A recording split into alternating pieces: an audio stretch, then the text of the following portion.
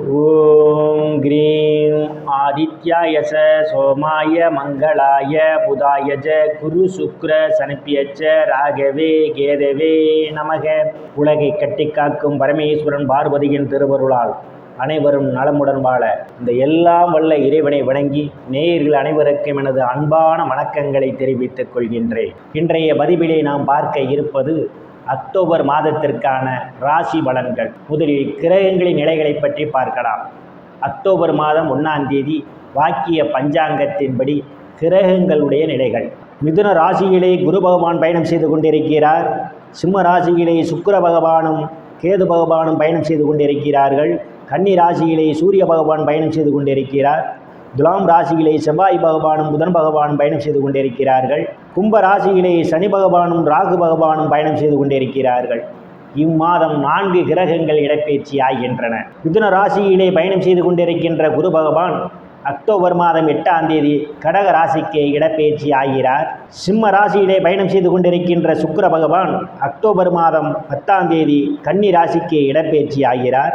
கன்னி ராசியிலே பயணம் செய்து கொண்டிருக்கின்ற சூரிய பகவான் அக்டோபர் மாதம் 18ஆம் தேதி துலாம் ராசிக்கு இடப்பெயர்ச்சி ஆகிறார். துலாம் ராசியிலே பயணம் செய்து கொண்டிருக்கின்ற செவ்வாய் பகவான் அக்டோபர் மாதம் 27ஆம் தேதி விருச்சிக ராசிக்கு இடப்பெயர்ச்சி ஆகிறார். நான் கூறக்கூடிய பலன்கள் அனைத்தும் வாக்கிய பஞ்சாங்கத்தின்படி கோச்சார ரீதியான உலக மக்கள் அனைவருக்குமான பொது பலன்கள்.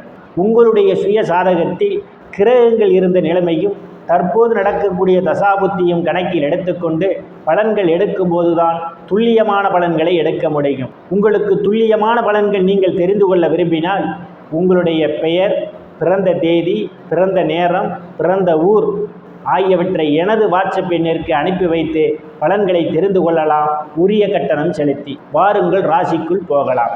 மகர ராசி. ராசியிலே எந்தவித கிரகங்களும் இல்லை. ராசியை லாபஸ்தானாதிபதியும் சுகஸ்தானாதிபதியுமான செவ்வாய் பகவான் பார்வையிடுவதாலும் இம்மாதம் 8ஆம் தேதியிலிருந்து குருவனுடைய பார்வையும் ராசியிலே விழுவதாலும் பெயர் புகழ் அந்தஸ்திலிருந்து சந்தோஷம் நிலவக்கூடிய மாதமாகவே இந்த மாதம் அமைய காத்து கொண்டிருக்கின்றது. எதையும் சாதுரியமாக சிந்தித்து செயல்படுவீர்கள். தன குடும்ப பாகிஸ்தானத்திலே சனி பகவானும் ராகு பகவானும் பயணம் செய்து கொண்டிருப்பதால் பணம் கொடுக்கல் வாங்கலில் மிகவும் எச்சரிக்கையுடன் நடந்து கொள்ள வேண்டும். பிறருடன் பேசும்போது உங்கள் பேச்சிலே கவனம் தேவை. சில நேரங்களில் சிலருக்கு உங்கள் பேச்சே உங்களுக்கு பாதகத்தை ஏற்படுத்துவதற்கான ஒரு சூழல் உண்டு. உங்கள் உடம்புக்கு ஏற்றுக்கொள்ளாத உணவு வகைகளை தவிர்த்து கொள்வது நல்லது. இல்லையில் நீங்கள் உண்ணும் உணவே உங்களுக்கு உடல் ஆரோக்கியத்திற்கு கேடு விளைவிப்பதற்கான ஒரு சூழல் உண்டு. தைரிய வீரியஸ்தானத்தில் எந்தவித கிரகங்களும் இல்லை. தைரிய வீரியஸ்தானாதிபதி இம்மாதம் 8ஆம் தேதியிலிருந்து பார்வையிடுவதால் தைரியமாக எதிரிகளை வெல்லக்கூடிய ஆற்றல் உங்களுக்கு உண்டு. இளைய சகோதர சகோதரிகளின் அன்பு ஆதரவு உங்களுக்கு நிறைந்திருக்கும். சிறு குறு பயணங்களால் அனுகூலமான பலன்கள் உங்களுக்கு உண்டு. சிலருக்கு கடித போக்குவரத்தால் செய்திகள் வந்து கிடைப்பதற்கான வாய்ப்புகளும் உண்டு. சுகஸ்தானத்திலே எந்தவித கிரகங்களும் இல்லை. சுகஸ்தானத்தை சனி பகவான் பார்வையிடுவதால் தாயாருடன் அனுசரித்து போவது நல்லது. இல்லையில் தாய்க்கும் உங்களுக்கும் இடையே கருத்து மோதல்கள் ஏற்படுவதற்கான ஒரு சூழல் உண்டு. தாயார் உடல்நிலையிலே கூடுதல் கவனம் எடுத்துக்கொள்ள வேண்டும். சிலர் தாயாருக்காக மருத்துவ செலவு செய்வதற்கான ஒரு சூழலும் உண்டு. எச்சரிக்கை தேவை. புத்திரஸ்தானத்தில் எந்தவித கிரகங்களும் இல்லை. புத்திரஸ்தானத்தை லாபஸ்தானாதிபதியும் சுகஸ்தானாதிபதியுமான செவ்வாய் பகவான் பார்வையிடுவதாலும் புத்திரஸ்தானாதிபதி இம்மாதம் 10ஆம் தேதியிலிருந்து பாக்கியஸ்தானத்திலே அவர் பயணம் செய்து கொண்டிருப்பதாலும் புத்திர பாக்கியம் எதிர்பார்த்து கொண்டிருப்பவர்களுக்கு புத்திர பாக்கியம் கிடைப்பதற்கான வாய்ப்புகள் உண்டு. சிலருக்கு புத்திரர்களால் நற்பெயரும் புகழும் ஏற்படும். சிலர் புத்திரர்களுக்கு சுப நிகழ்ச்சிகளை நடத்துவதற்கான ஒரு சூழலும் உண்டு. கலைத்துறையை சார்ந்தவர்களுக்கெல்லாம் புதிய வாய்ப்புகள் தேடி வரும். கலைத்துறையின் மூலமாக கூடுதலான வருவாயை காண முடியும். லாட்டரி, ரேஸ், குதிரை பந்தயம் மற்றும் சூதாட்டங்களில் ஈடுபடுபவர்களுக்கெல்லாம் இது ஒரு பொன்னான காலமாகவும் கூடுதலான வருவாயை காண்பீர்கள். காதலர்களுக்கு பல்வேறு பிரச்சனைகளுக்கு மத்தியிலே உங்கள் காதல் திருமணம் நிறைவேறுவதற்கான வாய்ப்புகளும் உண்டு. சிலர் சாது சன்னியாசிகளை சந்திப்பீர்கள். அவருடைய ஆசியும் ஆசீர்வாதம் உங்களுக்கு நிறைந்திருக்கும். தெய்வத்தினுடைய அனுக்கிரகம் பரிபூரணமாக இம்மாதம் நிறைந்திருக்கும். உங்களுக்கு ருணரோக சத்துரு ஸ்தானத்திலே இம்மாதம் 8ஆம் தேதி வரை குரு பகவான் பயணம் செய்து கொண்டிருப்பதும் ருணரோக சத்துரு ஸ்தானாதிபதி இம்மாதம் தொழில் ஸ்தானத்திலே அவர் பயணம் செய்து கொண்டிருப்பதாலும் கடன் பிரச்சனையால் அவதிப்படுவர்களும் கடனிலிருந்து மீள்வதற்கான வாய்ப்புகள் உண்டு. சிலர் பழைய கடனை அடைத்து புதிய கடன் வாங்குவதற்கான சூழலும் சிலருக்கு ஏற்படும். வங்கி மற்றும் நிதி நிறுவனங்களில் கடனுக்காக விண்ணப்பித்திருந்தால் உங்களுக்கு எளிய முறையில் கடன் கிடைப்பதற்கான வாய்ப்புகள் உண்டு. எதிரிகளால் இதுவரை இருந்து வந்த தொல்லைகள் சிலருக்கு அகலும். உடல் ஆரோக்கியத்தில் ஏதேனும் பிரச்சனைகள் இருந்தால் உடல் ஆரோக்கியம் மேம்படுவதற்கான ஒரு சூழலும் உண்டு.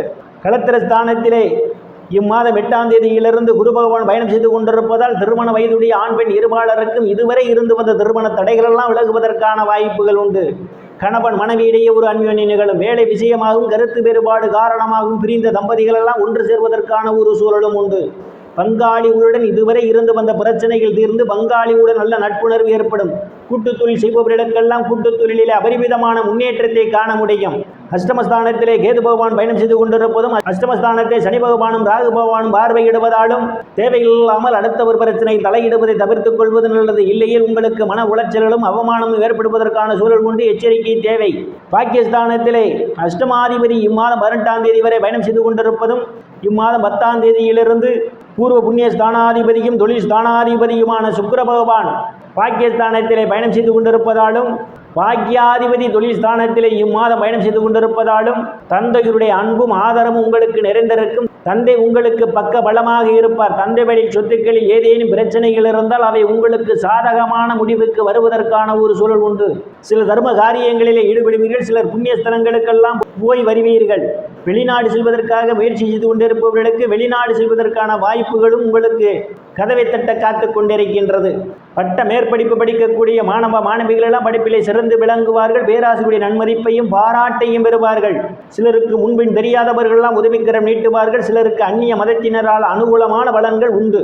தொழில் ஸ்தானத்திலே பாக்கியாதிபதி புதன் பகவானும் லாபஸ்தானாதிபதியும் சுகஸ்தானாதிபதியுமான செவ்வாய் பகவானும் இம்மாதம் பயணம் செய்து கொண்டிருப்பதால் நீங்கள் செய்யக்கூடிய தொழிலிலே அபரிமிதமான முன்னேற்றத்தை காண முடியும்.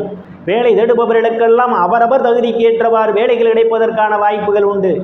ஏற்கனவே பணியில் இருப்பவர்களுக்கு பதவி உயர்வு பாராட்டு கிடைக்கும். அரசியல்வாதிகளுக்கு அரசியலில் நல்ல முன்னேற்றமும் உயர் பொறுப்புகளும் தேடி வரும். லாபஸ்தானத்தில் எந்தவித கிரகங்களுமில்லை. லாபஸ்தானத்தை இம்மாதம் 8ஆம் தேதியிலிருந்து குரு பகவான் பார்வையிடுவதால் நீங்கள் செய்யக்கூடிய தொழிலில் அபரிமிதமான முன்னேற்றம் உண்டு. மூத்த சகோதர சகோதரனுடைய அன்பும் ஆதரவும் உங்களுக்கு நிறைந்திருக்கும். நண்பர்கள்லாம் உங்களுக்கு பக்க பலமாக இருப்பார்கள்.